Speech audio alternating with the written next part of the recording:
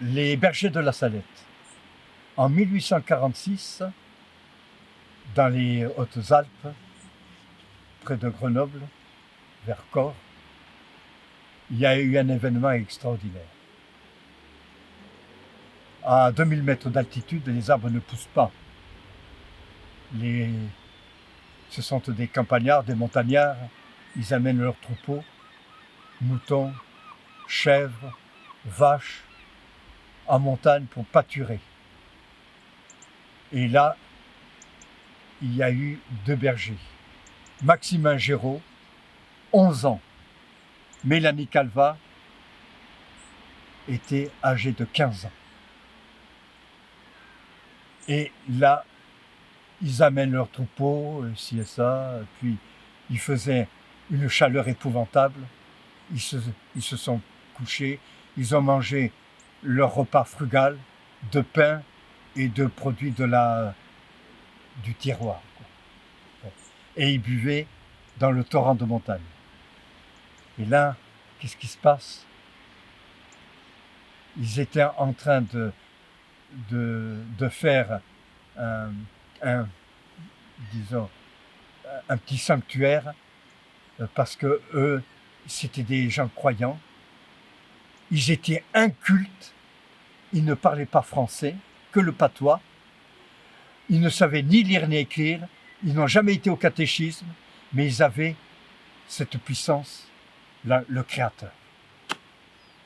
Et pour le Créateur, il coupait des fleurs de montagne et il les mettait dans le calvaire pour la divinité.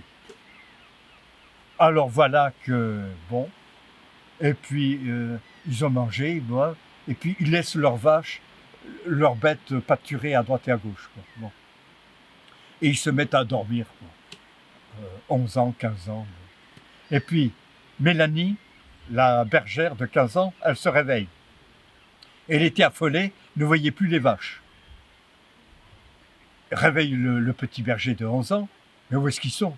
Alors, ils sont courus, il y avait le chien qui était hargneux et méchant, qui courait, qui lui aboyait. Enfin, ils ont retrouvé les vaches, ils étaient couchés, ils étaient rassasiés d'herbe. Bon, ils étaient rassurés, ils ont passé le ruisseau, il y avait une fontaine tarie, bon, et là, un événement.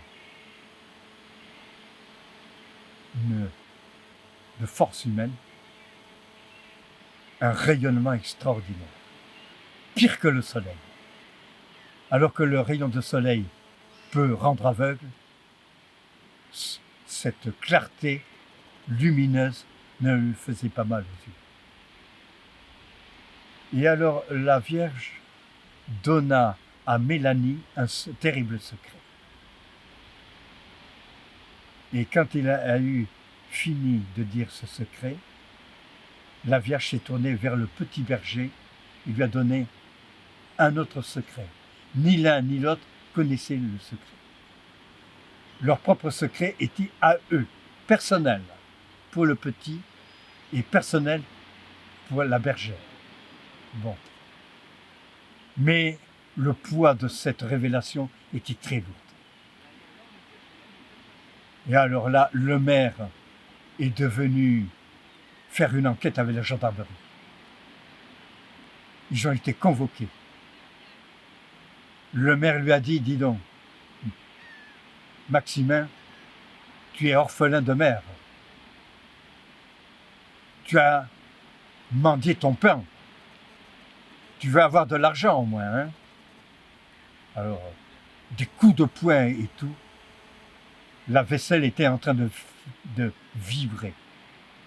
Puis le père de Maximin lui dit, voilà, est en train de dire, j'en ai par-dessus la tête de tes histoires, hein, ça suffit.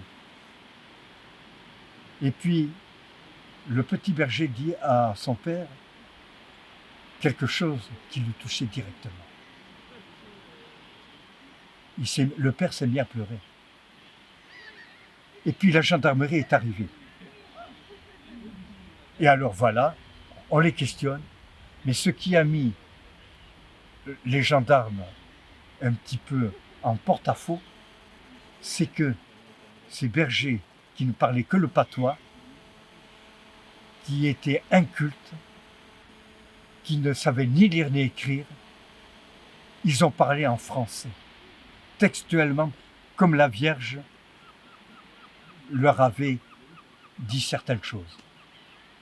Les gendarmes se sont mis à pleurer,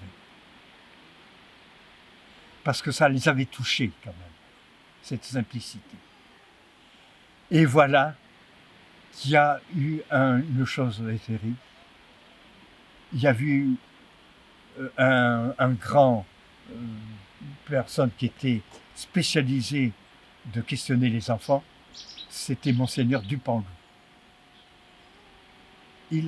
Quand il a vu les deux bergers, il avait dit « Quelle bêtise que j'ai fait pour voir de tels enfants. Hein » Vraiment, ça le rebutait. Quoi. Et voilà qu'il a commencé par les questionner, comme si rien n'était, et il leur a, communiqué, voilà, si vous dites ce que vous avez vu avec le secret, je vous donne tout l'or. Vous n'avez plus besoin de travailler. Je vous donne tout l'or. Alors, 11 ans, le petit berger de 11 ans, regarde l'or, il n'avait jamais vu autant d'argent. Hein? Tu ne pourras plus travailler, tes jours seront garantis, tu mangeras tous les jours à ton faim. Et au moment de prendre l'argent, l'or, il a dit non, je ne peux pas, parce que ça serait un acte de trahison. Reprenez votre argent. Alors voilà. Et dans l'étude de Dupanloup, Monseigneur Dupanloup avait dit il faut croire au signe de ce que les enfants ont. Et je pense qu'ils ont été traînés comme si ça avait été des assassins par les autorités judiciaires. Je pense sincèrement qu'il y a eu une apparition véritable. Pas d'un iota, ils sont revenus sur leur fait. Et ensuite, ils ont essayé d'aller voir le Saint Curé d'Ars. Le Saint Curé d'Ars les a reçus de son vivant et il avait dit à la Vierge, avant de dire quoi que ce soit, je veux un signe du ciel. 3 jours après, il l'avait, le signe du ciel. Il avait dit, oui, il faut croire au prodige de la Salette. C'est exact. Il faut beaucoup prier parce que ce que la Vierge a dit au berger est exact. Mais leur secret a été révélé à Rome par le pape. Et le pape les a mis toujours en secret.